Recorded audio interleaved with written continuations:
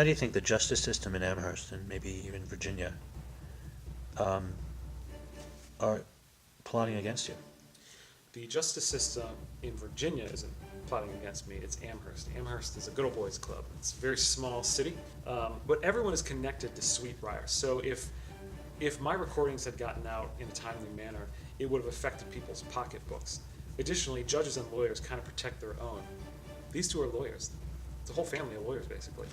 Um, to this judge, the fact that he was suppressing relevant evidence and wouldn't let me testify just proves that not only he has some sort of sexual bias, but that he knows that the information I have could possibly damage Sweetbriar's reputation as well. Now, I'm not here to damage Sweetbriar. If anything, I want to protect Sweetbriar from people like the Dean twins. What I do want to do is stand up and say that the Dean twins are bad people, and that I also want to empower people, victims who have gone through this abuse, and let them know you can stand up for yourself. You can speak. You do have the right to speak, and you should.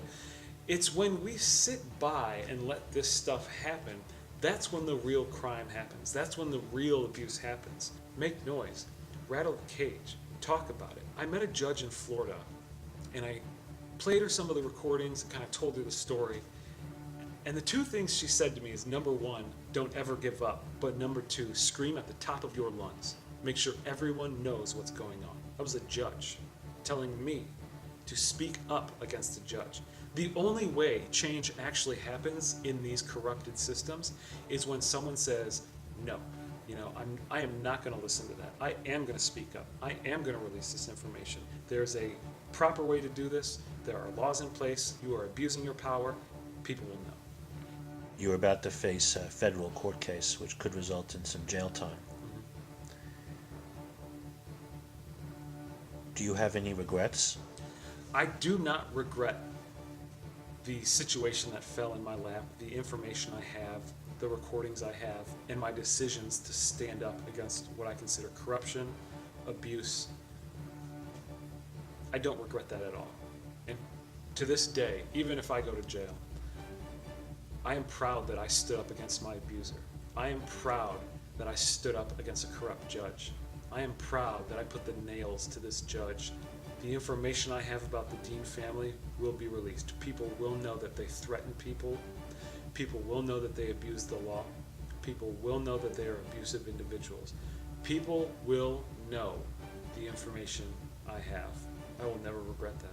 Why should I go to jail? Who cares? I shouldn't go to jail, so I'd lie my ass off. I would lie my ass off. If I hadn't met Brittany Dean, I'd probably still be in Colorado. I would, I knew what path I wanted to be on. In April, I wanted to throw my name in for a Senate seat. Why do you feel that if everyone is looking out for each other, the justice system in Amherst, the school covering up for various things that's happened, various discretions, especially because they probably don't want any more bad news to come out about that school so they can keep the money coming in. Why do you think that a lone person like you will be able to change that? Revolutions are always started by one single person with an idea. It always starts with one person sharing an idea. If we stand together, change is possible. Good change is possible. Tell me about some specific things that Andrew Childress has said to you in court. I think the reason Andrew acts the way he does is because the Dean twins have manipulation skills way beyond what anyone is probably used to. These women, this family, the Dean family, fed a load of bullshit to Andrew Childress, and Andrew saw them as exactly what they want to be seen as. So I think Andrew Childress has an issue that he doesn't even realize. He's being lied to and he doesn't even know. And all you have to do is go to the recordings and see how they threatened me, see how they talked to me, see the plots that they put against me. What are the charges that have been brought against you for this upcoming court case? The charges are a violation of a protective order. Now remember, in order to get a protective order in Virginia, the Dean twins had to prove that there was an immediate physical threat. And at the time, I was living in Colorado, 1,900 miles away, 3 planes, about 12 hours of travel time. They got that protective order, even though I was most certainly not an immediate physical threat and had never threatened them. They didn't bring any proof of their claims. All they did was say, I don't deserve this. This man scares me. They just played the cards. They literally read the buzzworthy words in the law and then just regurgitated that to the judge. And then the judge saw before him a man and some females, and that's the end of that. They provided no evidence. And when I provided counter evidence to prove that they were lying under oath, he just squashed it. But I don't have time to hear it. This case comes down to gender specifics for them. It's the fact that I'm a male, they're a female. I had every right to post the recordings of them being abusive and threatening me. But yet here I stand, looking at a felony, looking at possible jail time, all because I decided to stand up to my abusers. It's fucked up. What do you expect will be the outcome of the case? Well, I expect the outcome of the case is that the protective order will be dissolved and I will be acquitted of all charges. I have faith in our government. I have faith in the legal system.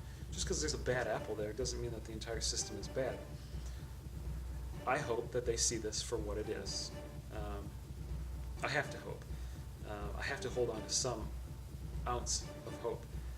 A world without hope is not a fun place to live in. So I'm hoping that they will see that these Dean twins, this Dean family, is just maliciously going after me because of the information I have, and that I've never been a threat to any of them. I've never been violent to them, and hopefully they'll see that.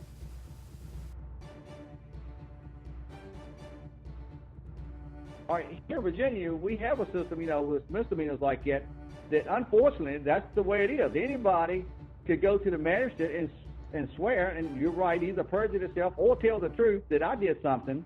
And believe it or not, the magistrate's sole duty is that they just hear one side, and that's why we have a court hearing. I know there's probably been people arrested before that, especially domestic situations where someone said they got hit or something. We don't have a choice in that matter. I couldn't have stopped that if I wanted to. If one of my men works here or one of the women work here, husbands or wives went to the magistrate and said that, they were in fear of their life or whatever, if one of my workers here, and they got a protective order, unfortunately, they wouldn't have a job right then. They'd be suspended because I can't give them a gun to do their functions. I know it happens. I'm sure it's going to happen again. The General Assembly would have to change laws in Virginia to change it where it's I guess it's what I call foolproof. Unfortunately, when a person goes before a magistrate and it's either way, one-sided, a man or woman, and they sit there and say that somebody did something, unless it's a felony case, unfortunately, misdemeanor cases, it's not like that. Anybody, and I mean this, anybody could go down to the magistrate's office right now and swear under oath, and the magistrate scale is supposed to be even. But if you got one person sitting there talking and telling the magistrate one thing, the scales don't go up or down, right? You ain't got nobody defending themselves. So if I'm sitting there saying you've done something, the magistrate's supposed to, believe it or not, supposed to believe, basically that that's the way it is. And I know between a shadow of a doubt that people lie to the magistrate. Sir, I've been there. Look what's going on in the world today as far as sexism and stuff, where people making accusations saying the men inappropriately touched them or they made gestures to them and stuff. Everybody, you see all these actors and everybody across the world now is catching hell because, people coming out saying that this was done inappropriately. And some of them, look at President Trump. I mean, I'm not for him or against him. But look what happened last night on him. Woman sitting on TV saying that he's having sexual relations with her, and you know what I mean? And of course, hell, that tarnishes the man's record. He's the president of the United States. People does a lot of shit, excuse my language, that's not right. And I'm certainly sorry that it happened to you. I hope you get justice for it. I really do.